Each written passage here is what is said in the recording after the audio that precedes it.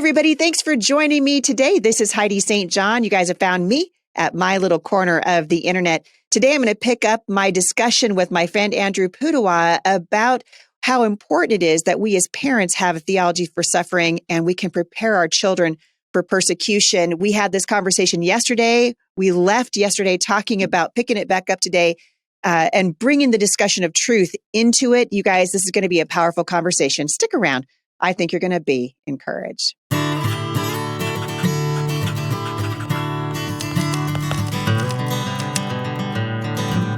All right, you guys. Well, thank you for tuning in today. I'm going to jump right into this because I don't often get to have Andrew on the show. He's like this in-demand celebrity that I have a really hard time getting a hold of and getting on the show with me. He's here today. Andrew Pudewa, my friend, welcome back to the show. As always, a tremendous privilege and pleasure.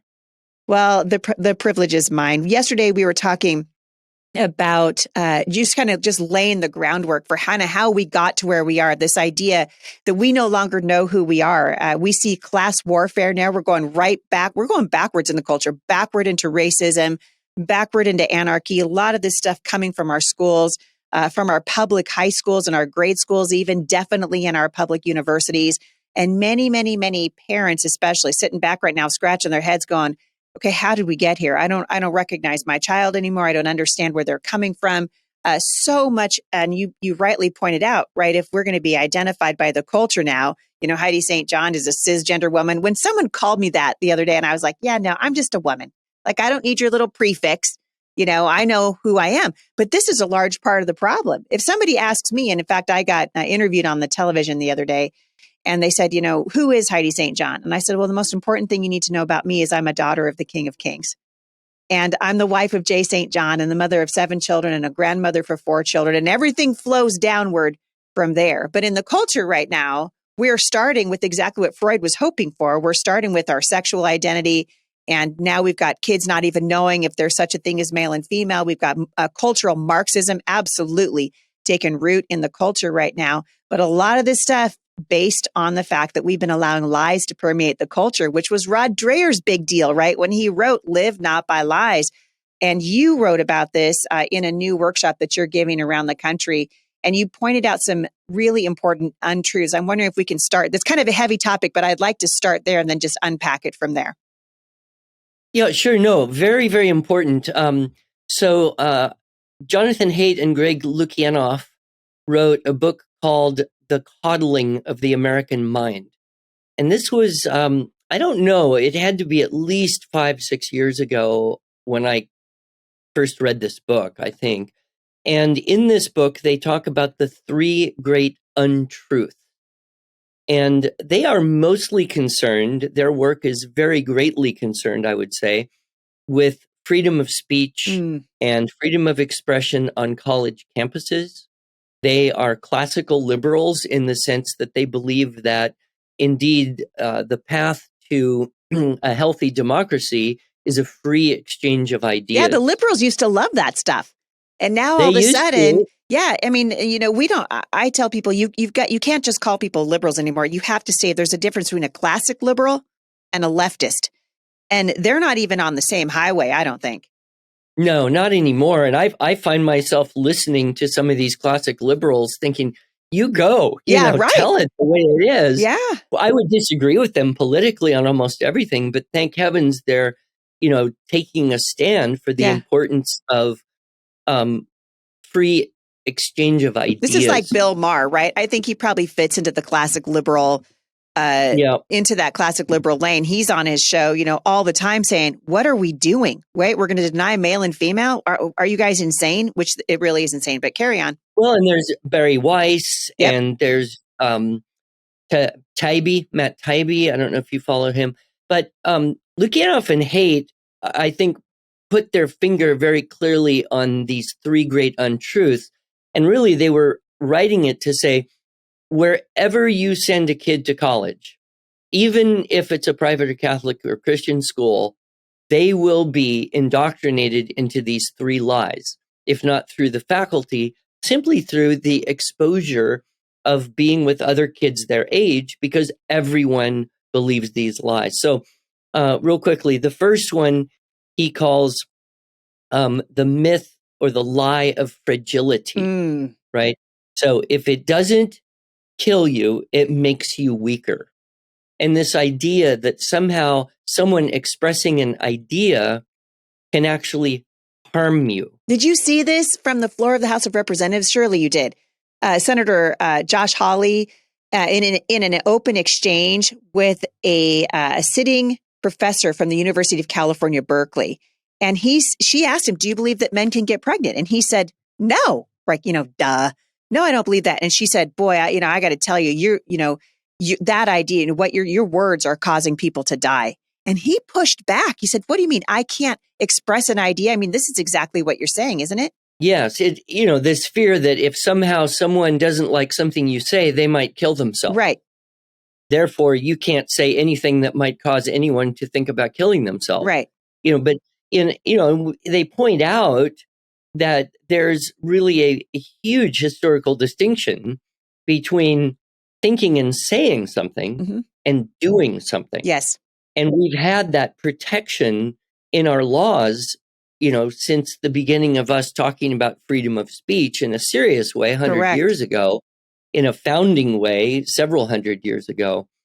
But this is the problem, is that most kids now are becoming allergic to a free exchange of ideas because of their fear that either someone will say something that hurts them or they might say something that would hurt someone else. Right.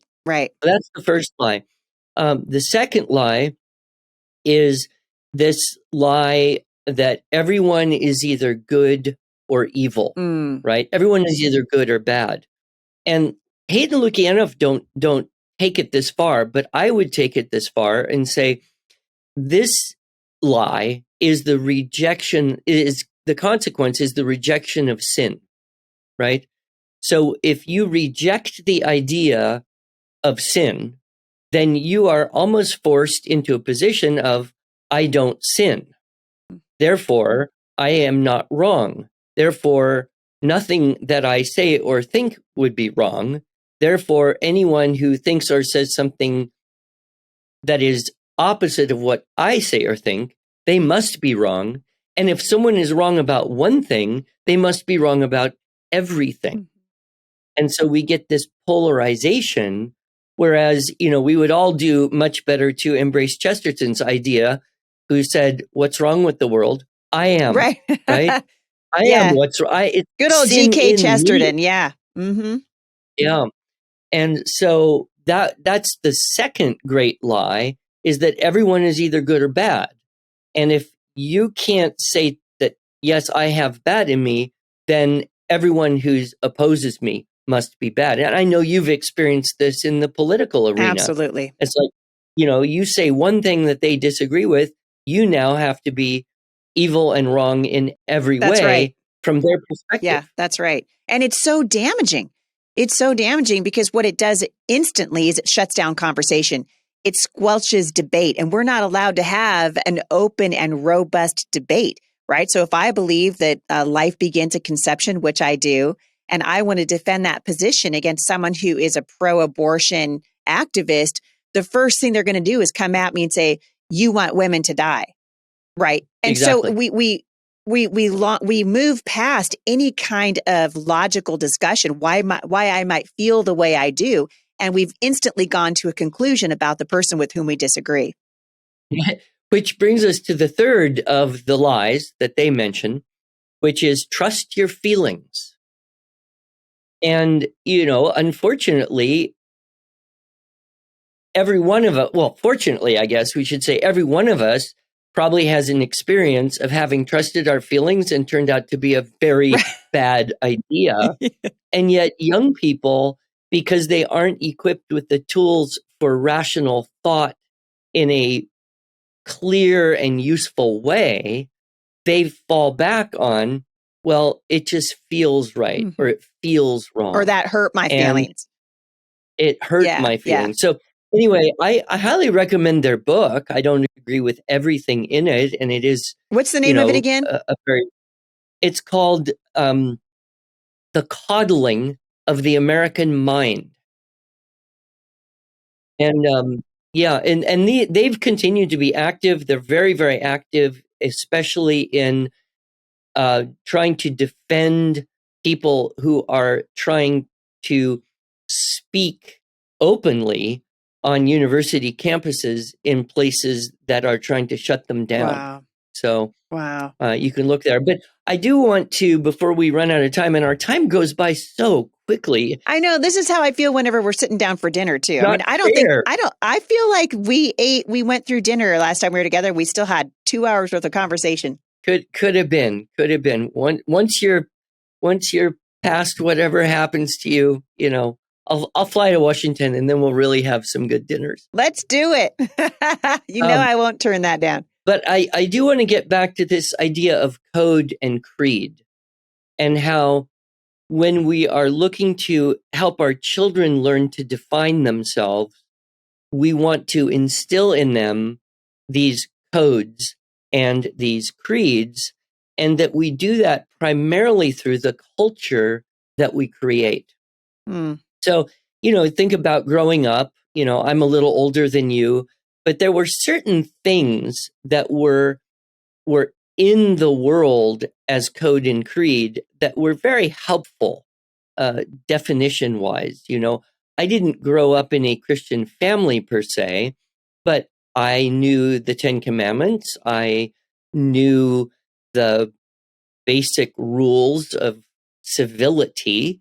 I knew what it meant to be an American. I knew the Bill of Rights. I knew why I should vote. I was a scout, and it's funny. You look at almost any institution, and it has associated with this a code and a creed. Think about marriage, right? When you get married, you exchange vows. Well, what are these? This is a code. I promise to do this. I promise to not do that, right? When you take a job, you essentially have a code of conduct that you That's right. agree to. Yep. And those help define you in those various circumstances. And so, growing up, I had these things kind of embedded in the culture.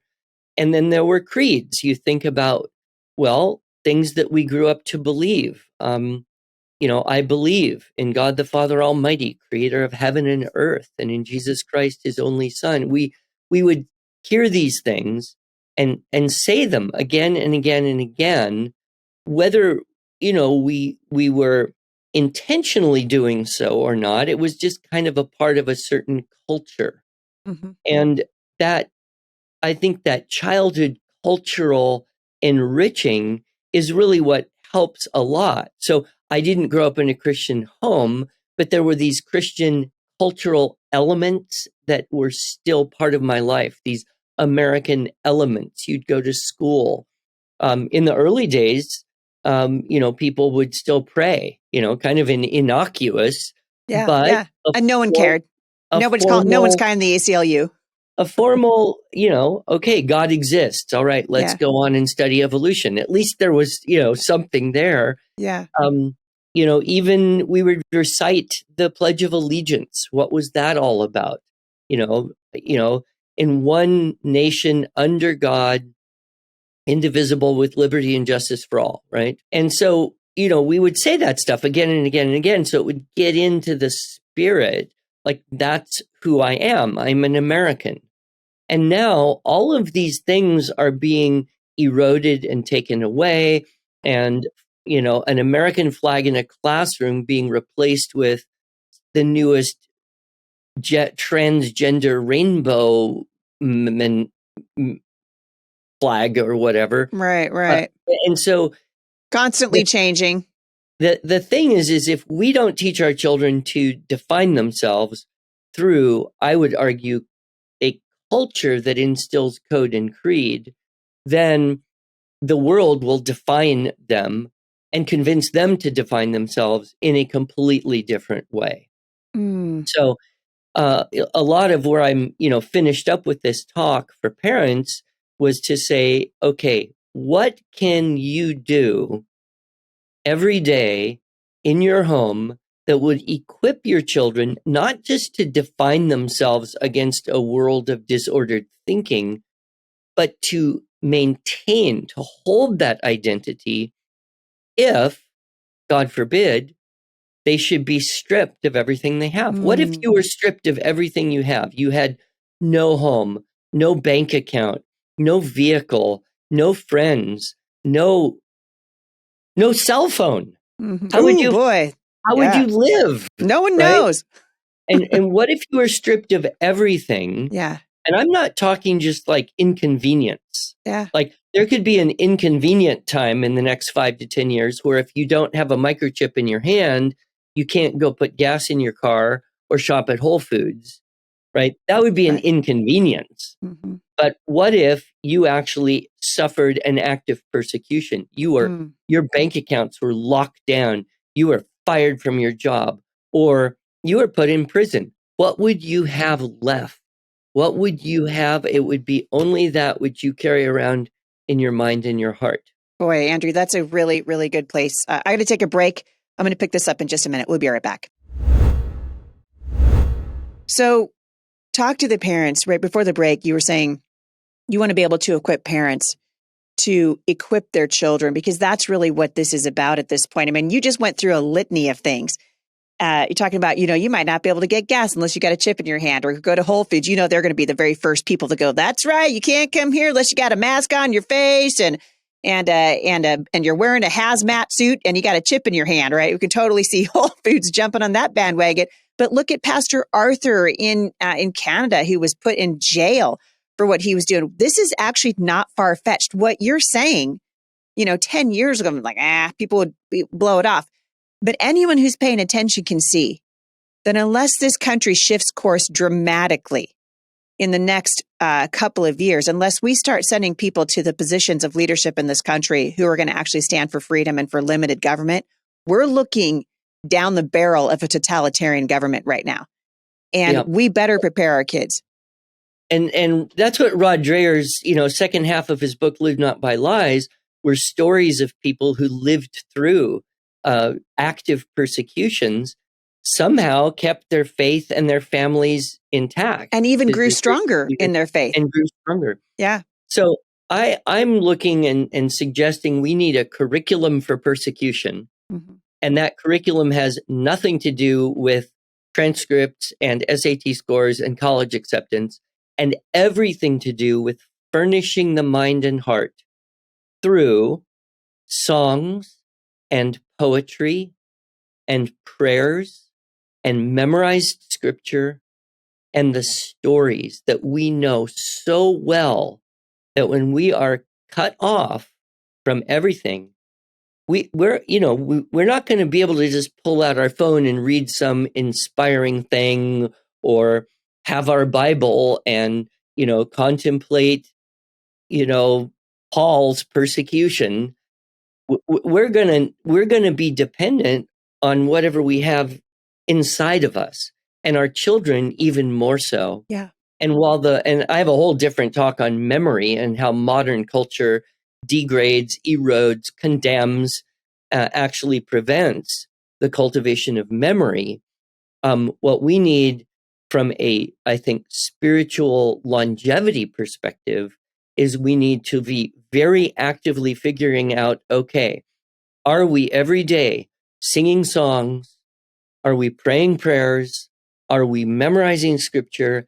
And are we retelling the most important stories that we can to furnish the minds and hearts of our children to withstand some very real, if not hardship, if not actual persecution, then at least hardship. And I think I mentioned to you yesterday that I've been reading a series of books, biographies and autobiographies of people who did live through imprisonment and suffering and even torture for their faith, for their beliefs.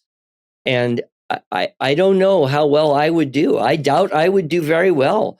I'm a wimp, honestly. I don't like pain. I don't like discomfort. I don't know what would happen if someone started beating on me and said, deny Christ and you can go back and have a normal, comfortable life. I don't even know how tough I am. All I know is that I need to be tougher than I am. Yeah, that's good. Yeah, it's true. Well, we don't have, this is not something we like to talk about in polite church, polite Christian circles, certainly. And for decades now, we've seen kind of the handwriting on the wall. And here we are. I mean, this could be 5 years away. It could be 5 months away. It could be 10 years away. It's not a bad thing for us to be talking to our kids. I grew up in school reading, there were several, I think every other year we went through portions of Fox's Book of Martyrs. And we would read, some of the extraordinary suffering of the men and women of faith that had gone before us. And it was inconceivable to me, as a high school girl, even as a junior higher, that people could actually be treated that way because we just have never seen it in the United States. And we might see clips of Christians being persecuted. We hear about pastors that are being arrested in Africa and people who are being shot. But we're just now starting to get glimpses of it here in the United States. If Andrew, if there are parents who are listening to this right now and they're like, boy, God's really burdening their heart and they want to start getting into a practice with their children of being in the word, I'm listening to you and that verse comes to mind, your word have I hid in my heart that I might not sin against you. We're not even really doing that anymore. Where do you tell parents to start so that they can begin to shore their children up and their own families for whatever lies ahead, whether it's a personal sorrow that comes into our lives because we're not guaranteed. You and I were talking about before the show yesterday, we hear about this health and prosperity gospel, but tell that to the disciples, right? That this would have been such a foreign way of thinking for them. But as parents who grew up in this really very comfortable culture, where do we make the shift? Where do we start? Yeah. Well, I suggested, and I did a little research because I don't even know what are the best things, but I suggested that you start with an easy number, an easy goal, 5 songs, 5 scripture selections, 5 either memorized prayers or quotations, and 5 stories that you want your children to have in their active moral imagination. So 5 times 4. And I didn't Give really... it again for a parent. Say it again, because there's people that are trying to write it down. Say it again. 5 songs, 5 scripture selections, 5 memorized prayers and or quotes, and 5 stories that you would like your children to know very, very well. Yeah. So, for example, I actually polled my Facebook friend community since I thought, a couple hundred contributions is better than just whatever I think. So here were the top 5 songs, and maybe you can put these in the show notes if you wish, but the number 1 song that everyone recommended that they would like to be able to sing if they were in prison for their faith is Be Thou My Vision. The number 2 song, It Is Well With My Soul. And the number 3 song, Amazing Grace. And then there were quite a lot more suggestions of various songs. I tend to favor more traditional hymns myself. So I tried not to, not include those, but a song called My Anchor Holds, which I had not heard until someone recommended it. Beautiful song. And Faith of Our Fathers, which is a very traditional hymn. And then, scripture selections is tough. Some people, I'm sure like you and your family, have a lot of scripture committed to memory. But I think a lot of younger parents, particularly if they didn't grow up going to Awanas or something, they don't have necessarily the same foundation. And so what would be 5 scripture selections that you would say, here, these are the most important that I would like to have in the pocket of my mind to pull out and comfort me? So there's that, 5 scripture selections. And then those were the Beatitudes. That was high on the list.